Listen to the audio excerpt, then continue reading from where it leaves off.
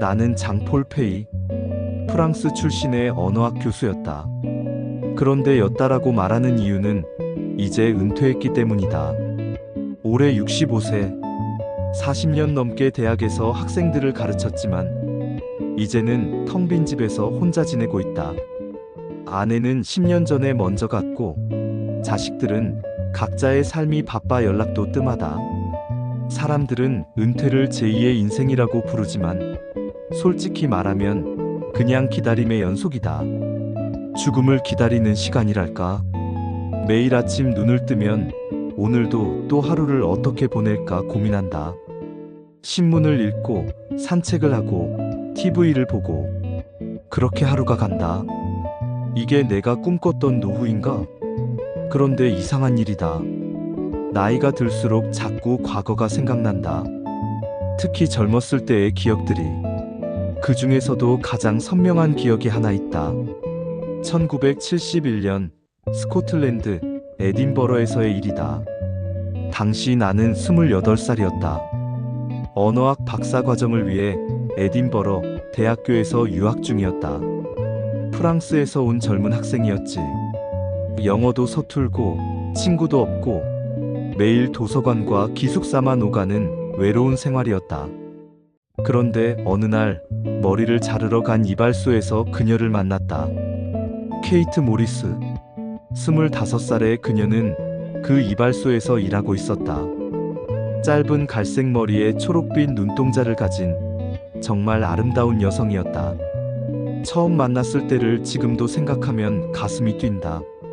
내가 어눌한 영어로 헤어컷 플리즈라고 말했을 때 그녀가 웃으며 프렌치? 라고 물었다. 내 억양을 알아본 것이다. 그때부터 우리의 이야기가 시작됐다. 케이트는 프랑스어를 조금 할 줄 알았다. 학교에서 배웠다고 했다. 머리를 자르는 동안 우리는 서툰 영어와 프랑스어를 섞어가며 대화했다.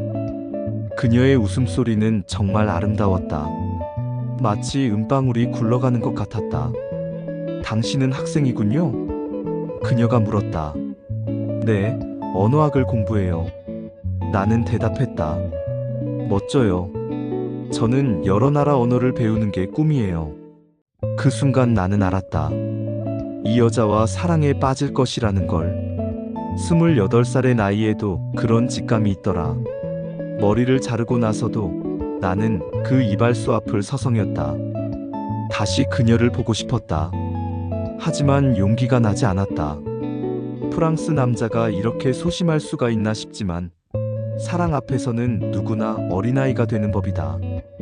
며칠 후 나는 용기를 내서 다시 그 이발소를 찾았다. 사실 머리를 자를 필요도 없었지만 그녀를 보고 싶었다. 또 오셨네요? 케이트가 놀라며 웃었다. 머리가 또 자랐어요. 나는 거짓말을 했다. 그녀는 웃으며 가위를 들었다. 그럼 조금만 다듬어 드릴게요. 그날부터 나는 일주일에 한 번씩 그 이발소를 찾았다. 물론 머리를 자르는 게 목적이 아니었다. 케이트와 이야기하고 싶었을 뿐이다. 그녀도 그걸 알고 있었던 것 같다. 매번 웃으며 맞아줬으니까. 한 달쯤 지났을 때 나는 드디어 용기를 냈다. 케이트, 시간 있을 때 커피 한잔 할까요? 그녀는 잠시 망설이더니 웃으며 고개를 끄덕였다. 좋아요. 우리의 첫 데이트는 이발소 근처의 작은 카페였다. 나는 떨렸다. 28살이었지만 연애 경험이 많지 않았거든. 특히 외국 여자와는 처음이었다. 하지만 케이트와 있으면 편안했다. 그녀는 내 서툰 영어를 이해해주려고 노력했고 나도 그녀에게 프랑스어를 가르쳐줬다. 우리는 서로의 문화에 대해 이야기했다. 프랑스의 와인, 스코틀랜드의 위스키, 각자의 꿈과 희망에 대해서. 언어학자가 되면 세계 어디든 갈 수 있겠네요. 케이트가 부러워하며 말했다. 그럴 수도 있어요. 하지만 지금은 여기가 좋아요. 나는 그녀를 바라보며 말했다. 그녀의 뺨이 살짝 빨개졌다. 그 모습이 너무 아름다워서 나는 한동안 말을 잊었다. 그렇게 우리는 사랑에 빠졌다. 매일 만났다. 케이트가 일을 마치면 나는 이발소 앞에서 기다렸다. 함께 산책하고, 함께 식사하고, 함께 웃었다. 에딘버러의 거리를 손잡고 걸으며 우리는 행복했다. 케이트는 내게 스코틀랜드의 아름다운 곳들을 보여줬다. 에딘버러 성, 로열 마일, 아서의 왕좌.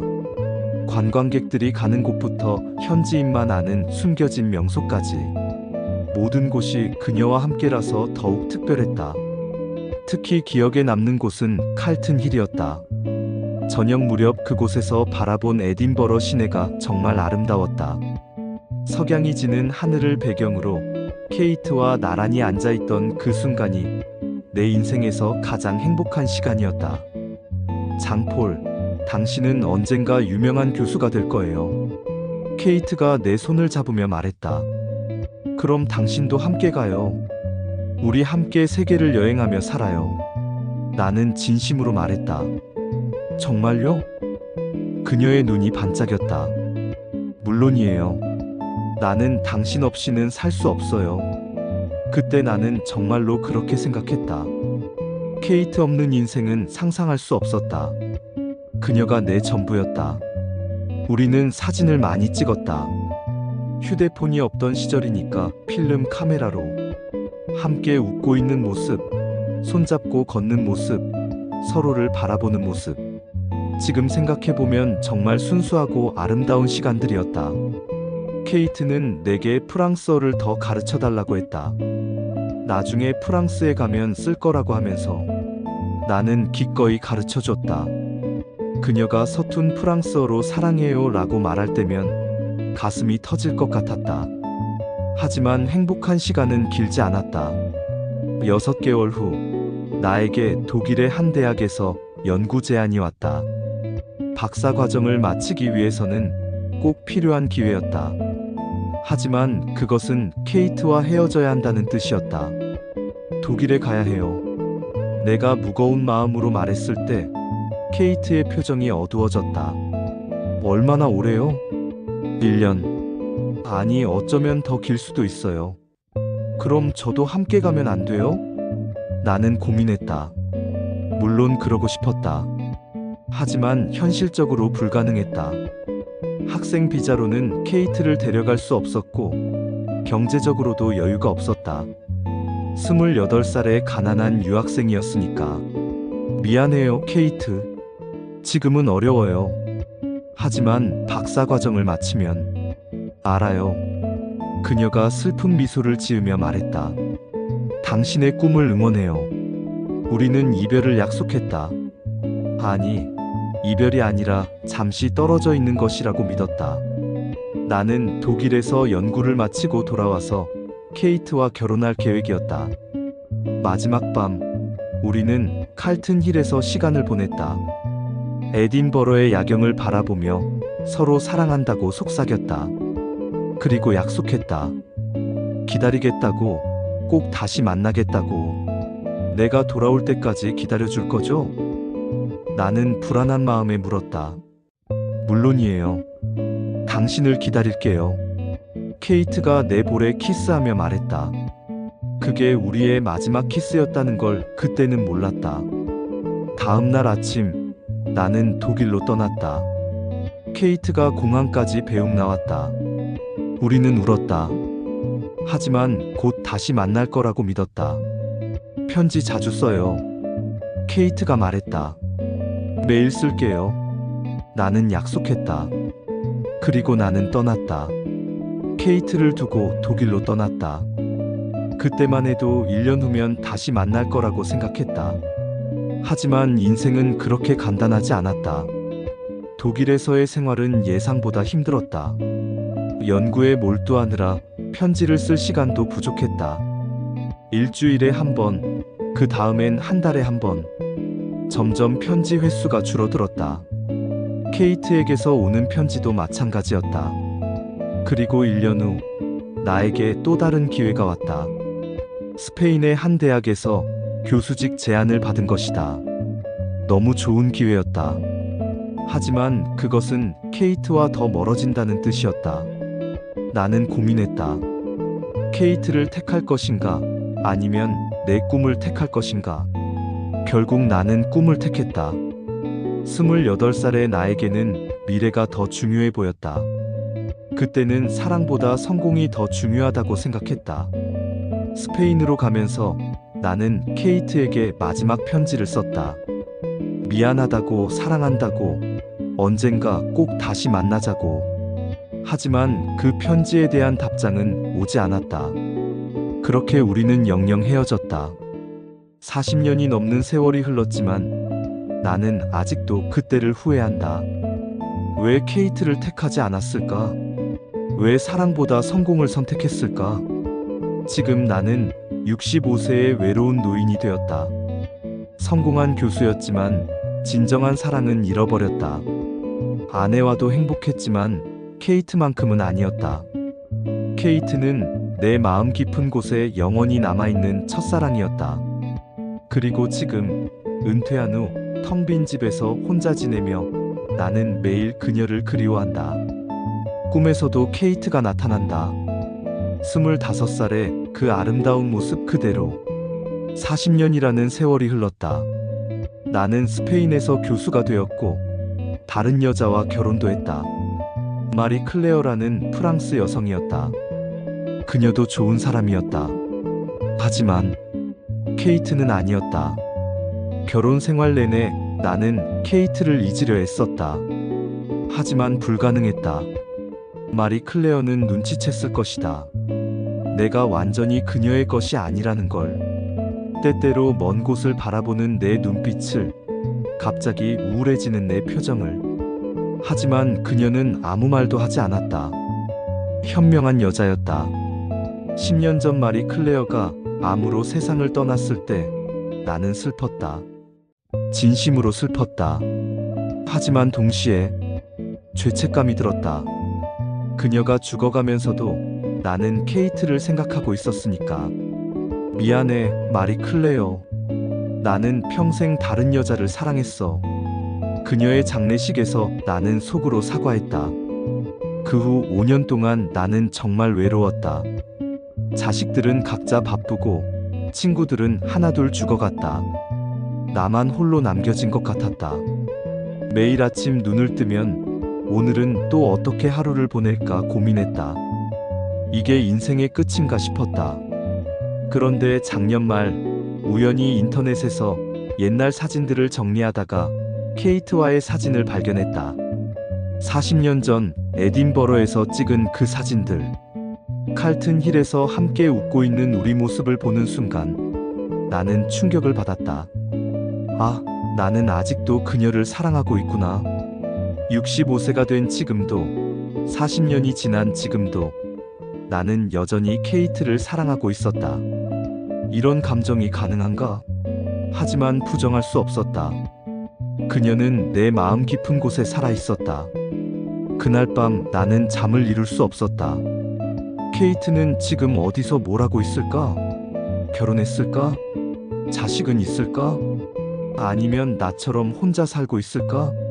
궁금한 게 너무 많았다. 며칠 고민 끝에 나는 결심했다. 케이트를 찾아보자. 인터넷이라는 놀라운 기술이 있지 않은가? 40년 전과는 다르다. 이제는 지구 반대편 사람과도 연락할 수 있는 시대다. 하지만 막상 시작하려니 막막했다. 65세의 내가 인터넷 검색을 제대로 할 수 있을까? 젊은 사람들에게는 쉬운 일이겠지만 나에게는 도전이었다. 먼저 구글에 케이트 모러스 에던버로라고 검색해봤다. 하지만 너무 많은 결과가 나왔다. 케이트 모리스라는 이름이 흔한 이름이었던 것이다. 수백 명의 케이트 모리스가 검색됐지만 내가 찾는 그 케이트는 없었다. 페이스북도 해봤다. 인스타그램도, 트위터도. 하지만 소용없었다. 40년이라는 세월이 너무 길었나? 아니면 그녀가 결혼해서 성이 바뀌었을까? 한 달 동안 밤낮으로 검색했지만 아무 성과가 없었다. 나는 절망했다.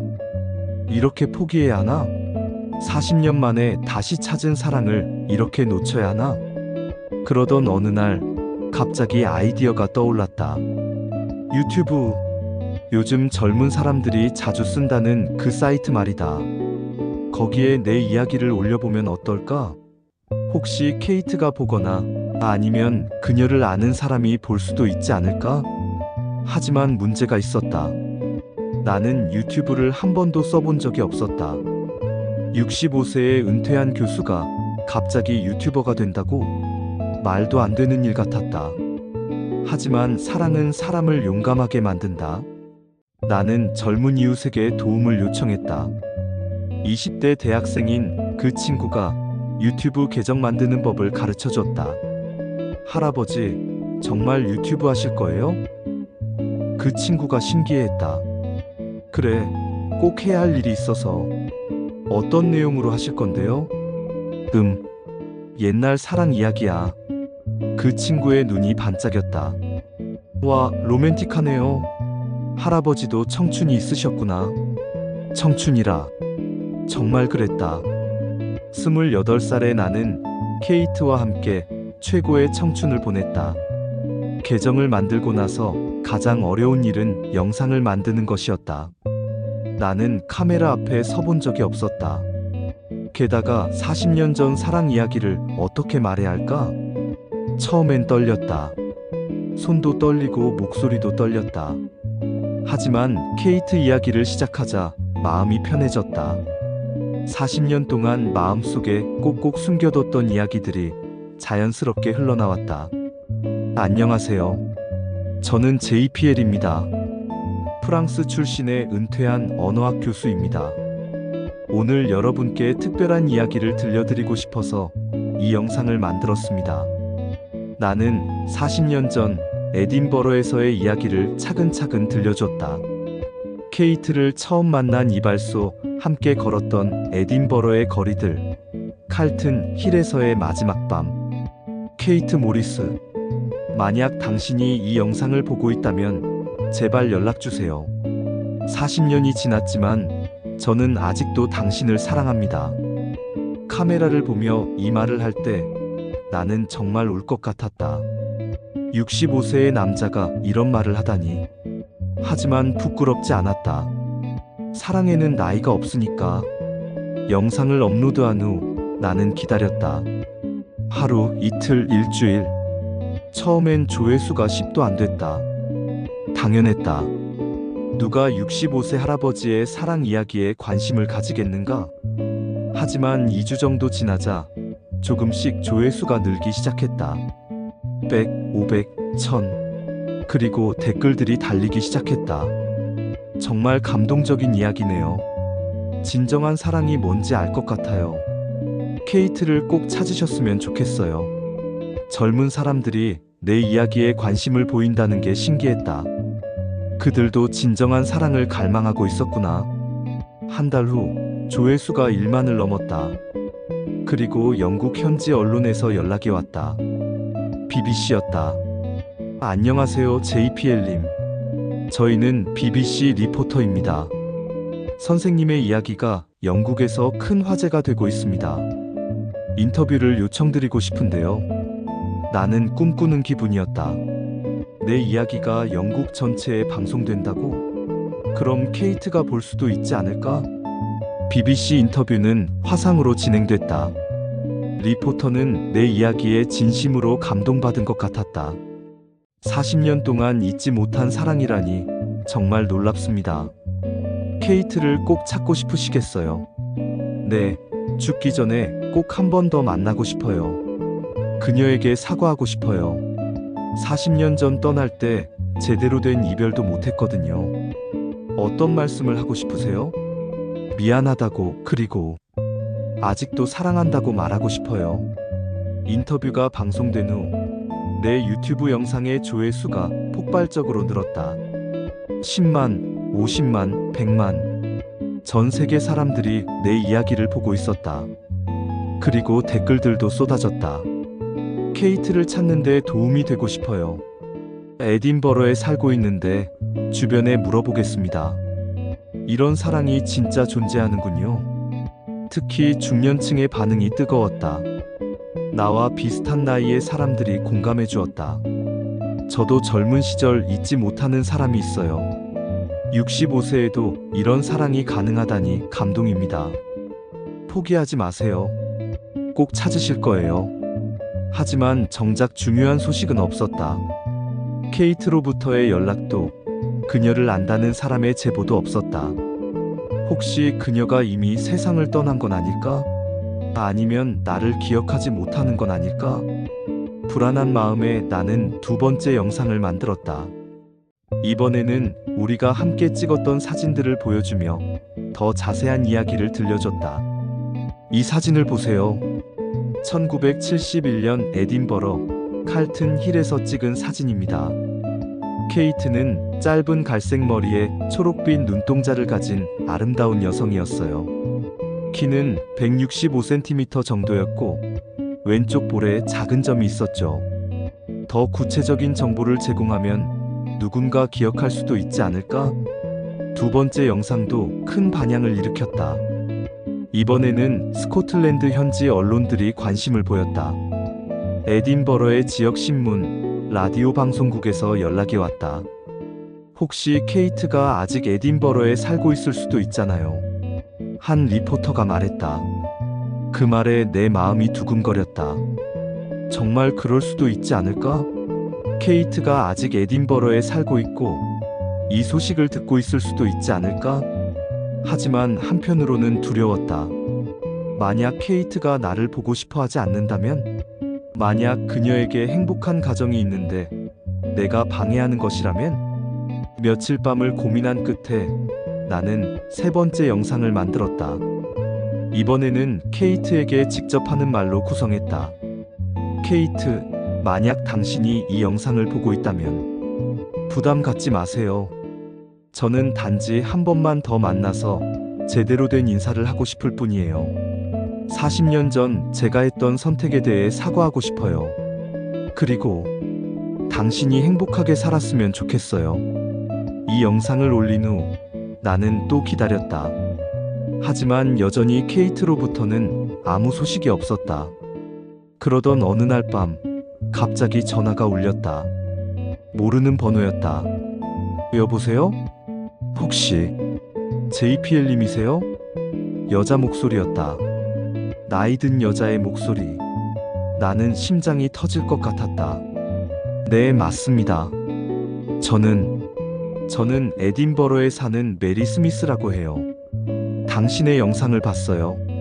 케이트가 아니었다. 나는 실망했다.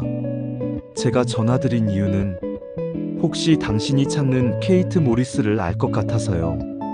나는 숨을 멈췄다. 정말요? 네, 1971년경에 에딘버러의 이발소에서 일했던 케이트 모리스 말이에요. 저와 친구였거든요. 그럼 그녀가 어디 있는지 아세요? 잠시 침묵이 흘렀다. JPL님,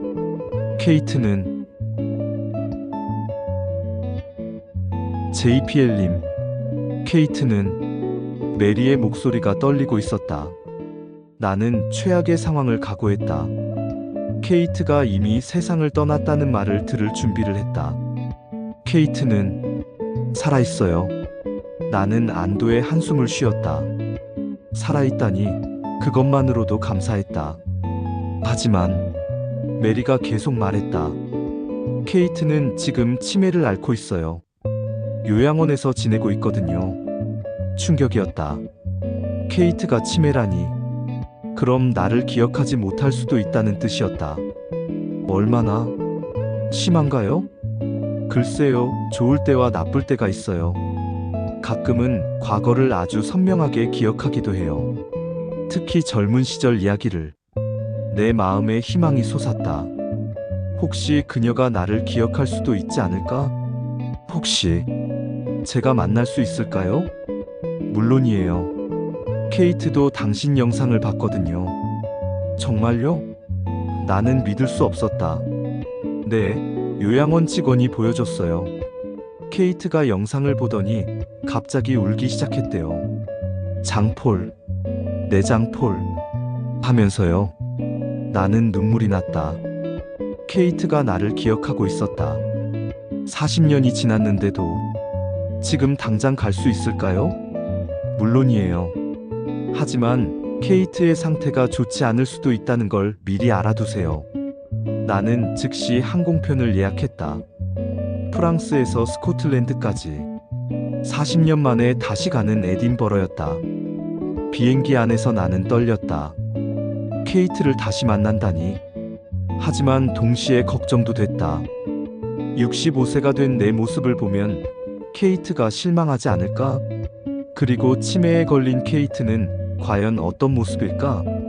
에딘버러 공항에 도착했을 때 메리가 마중 나와 있었다. 70세 정도 되어 보이는 친절한 할머니였다. JPL님이시죠? 정말 멀리서 오셨네요. 케이트는 어때요? 오늘은 컨디션이 좋은 편이에요. 당신이 온다는 소식을 들었거든요. 요양원으로 가는 차 안에서 메리가 케이트의 근황을 들려줬다. 케이트는 결혼했지만 10년 전에 남편을 잃었다고 했다. 자식이 둘 있는데 딸은 호주에 살고 아들은 런던에 산다고 했다. 케이트는 늘 젊은 시절 이야기를 했어요. 특히 프랑스 남자친구 이야기를. 40년이 지났는데도 잊지 못하더라고요. 나는 가슴이 뭉클했다. 나만 케이트를 그리워한 게 아니었구나. 요양원에 도착했을 때 나는 긴장했다. 40년 만에 재회. 과연 어떨까? 간호사가 안내해준 방에 케이트가 앉아 있었다. 창가 의자에 앉아 밖을 바라보고 있는 그녀의 모습을 보는 순간 나는 숨이 멎었다. 40년의 세월이 흘렀지만 여전히 케이트였다. 머리는 하얗게 새었고 주름이 생겼지만 그 눈빛만은 예전 그대로였다. 초록빛 눈동자가 여전히 아름다웠다. 케이트. 내가 조심스럽게 부르자 케이트가 고개를 돌렸다. 그리고 나를 보더니 눈을 크게 떴다. 장폴? 정말 장폴인가요? 그녀가 나를 알아봤다. 나는 울음이 터져 나왔다. 네, 케이트. 저예요. 장폴이에요. 케이트가 일어나서 내게 다가왔다. 그리고 내 손을 잡았다. 40년 전처럼 따뜻한 손이었다. 정말 왔구나. 내가 기다렸던 장폴이. 우리는 껴안았다. 65세와 67세의 노인이 된 우리가 40년 만에 다시 만나서 껴안고 있었다. 시간이 멈춘 것 같았다. 미안해요, 케이트. 정말 미안해요. 나는 울면서 말했다. 왜 미안해요? 당신은 꿈을 이뤘잖아요. 유명한 교수가 됐다고 들었어요. 하지만 당신을 버렸어요. 사랑보다 성공을 택했어요. 케이트가 내 뺨을 어루만지며 말했다. 장폴, 우리는 젊었어요. 젊을 때는 누구나 그런 선택을 하게 되어 있어요. 당신을 원망한 적 없어요. 정말요? 정말이에요. 오히려 고마워요. 당신 덕분에 아름다운 추억을 가질 수 있었거든요. 우리는 오랜 시간 이야기했다. 지난 40년간의 이야기를. 케이트는 치매에도 불구하고 과거 기억만큼은 놀랍도록 선명했다. 1971년 우리가 함께 보낸 6개월을 모두 기억하고 있었다. 칼튼 힐에서의 마지막 밤 기억나요? 케이트가 물었다. 물론이에요. 평생 잊을 수 없어요. 저도요. 그때 당신이 꼭 돌아오겠다고 약속했죠. 네. 하지만 지키지 못했어요. 아니에요. 지금 돌아왔잖아요. 40년 늦었지만. 케이트의 말에 나는 또 울었다. 이런 여자를 어떻게 놓칠 수 있었을까? 케이트, 저는 평생 당신을 사랑했어요. 다른 여자와 결혼했지만 마음속에는 늘 당신이 있었어요. 저도 마찬가지예요, 장폴. 좋은 남편이 있었지만 첫사랑은 잊을 수 없더라고요. 우리는 손을 잡고 앉아 있었다. 65세와 67세의 첫사랑이 40년 만에 재회한 것이다. 그때 케이트가 갑자기 일어났다. 장폴, 저와 춤을 춰요. 여기서요? 네, 예전처럼. 나는 일어나서 케이트의 손을 잡았다. 음악도 없는 요양원 방에서 우리는 춤을 췄다. 40년 전 에딘버러의 작은 펍에서 춤췄던 것처럼. 케이트가 내 어깨에 머리를 기댔다. 행복해요, 장폴. 저도요, 케이트. 그 순간이 내 인생에서 가장 완벽한 순간이었다. 65세에 찾은 진정한 행복이었다. 하지만 케이트의 병은 심각했다. 다음 날 그녀는 나를 알아보지 못했다. 어제의 기적 같은 시간이 마지막이었던 것 같았다. 나는 일주일 동안 에딘버러에 머물렀다. 매일 요양원을 찾아갔다. 때로는 케이트가 나를 알아봤고, 때로는 전혀 모르는 사람 취급했다. 하지만 상관없었다. 그녀 곁에 있을 수 있다는 것만으로도 행복했다. 마지막 날, 케이트가 다시 나를 알아봤다. 장폴, 프랑스로 돌아가는 거죠? 네, 내일 떠나요. 이번엔 언제 만날까요? 나는 대답할 수 없었다. 케이트의 상태를 보면 다음에 만날 기회가 있을지 확신할 수 없었다. 모르겠어요. 하지만 제가 살아있는 한 당신을 잊지 않을게요. 저도요. 치매에 걸려도 당신만은 잊을 수 없을 것 같아요. 케이트가 내게 키스했다. 40년 만의 키스였다. 65세와 67세의 키스가 이렇게 달콤할 줄이야. 프랑스로 돌아온 후 나는 네 번째 유튜브 영상을 올렸다. 케이트와의 재회 이야기였다. 여러분, 저는 케이트를 만났습니다. 40년 만에 다시 만난 그녀는 여전히 아름다웠고 여전히 저를 사랑하고 있었습니다. 영상을 보는 사람들이 울었다. 댓글에는 감동의 메시지들이 쏟아졌다. 정말 감동적이에요. 이런 사랑이 있다니 믿어지지 않아요. 65세에도 이런 로맨스가 가능하다니. 케이트와 재회한 후 내 인생이 바뀌었다. 더 이상 외롭지 않았다. 비록 멀리 떨어져 있지만 케이트가 있다는 것만으로도 충분했다. 나는 매주 케이트에게 편지를 썼다. 그녀가 읽을 수 있든 없든 상관없었다. 그리고 6개월 후 나는 다시 에딘버러를 찾았다. 이번에는 특별한 계획이 있었다. 케이트를 요양원에서 데려나와 칼튼 힐로 갔다. 40년 전 우리가 마지막 밤을 보낸 그곳으로. 다행히 그날 케이트의 컨디션이 좋았다. 여기, 우리가 마지막으로 함께 있던 곳이네요. 케이트가 말했다. 네, 그때 제가 약속했죠. 꼭 돌아오겠다고. 그리고 정말 돌아왔어요. 칼튼 힐에서 바라본 에딘버러는 여전히 아름다웠다. 40년 전과 똑같았다. 나는 주머니에서 작은 상자를 꺼냈다. 40년 전 케이트에게 주지 못했던 반지였다. 당시에는 돈이 없어서 살 수 없었던 그 반지를 이제야 준비한 것이다. 케이트, 40년 늦었지만 저와 결혼해 주시겠어요? 케이트가 눈을 크게 떴다. 장폴, 치매든 뭐든 상관없어요.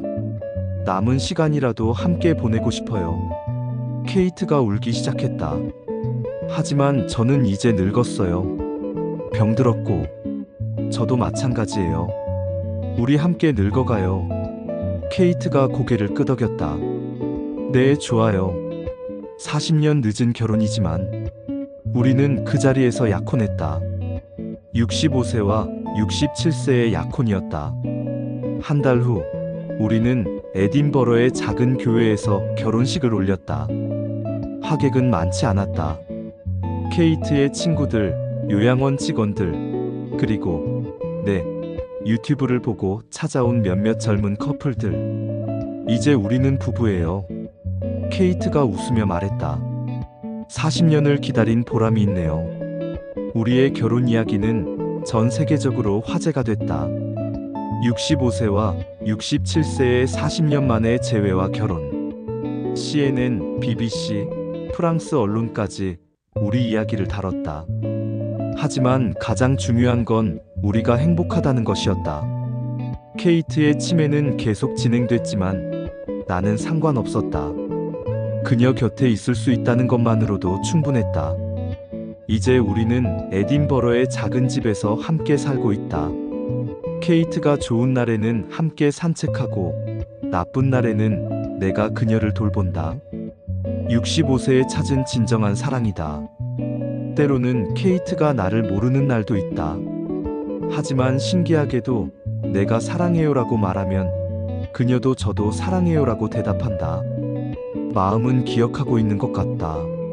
젊은 사람들이 우리를 보러 온다. 어떻게 이런 사랑이 가능해요? 라고 묻는다. 나는 대답한다. 나이는 숫자일 뿐이에요. 진정한 사랑에는 나이가 없어요. 그렇다. 나는 65세에 진정한 사랑을 찾았다. 40년을 기다렸지만 그만한 가치가 있었다. 사랑은 나이를 가리지 않는다. 언제든 새로운 시작이 가능하다. 케이트와 나는 매일 칼튼 힐에 올라간다. 그곳에서 에딘버러를 바라보며 우리는 말한다. 우리가 해냈구나.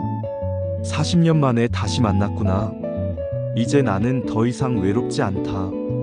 65세에도 꿈은 이뤄질 수 있다. 포기하지 않으면 기적이 일어난다. 케이트와 나가 그 증거다. 여러분, 장폴과 케이트의 이야기는 어떠셨나요? 40년 만의 재회, 65세와 67세의 결혼. 이것이 바로 진정한 사랑의 힘입니다. 나이는 정말 숫자일 뿐이에요. 혹시 여러분도 잊지 못하는 첫사랑이 있나요? 아니면 지금 외로움에 지쳐 있나요? 장폴의 이야기를 보세요. 65세에도 새로운 시작이 가능합니다. 은퇴 후 무료함에 시달리고 계신가요?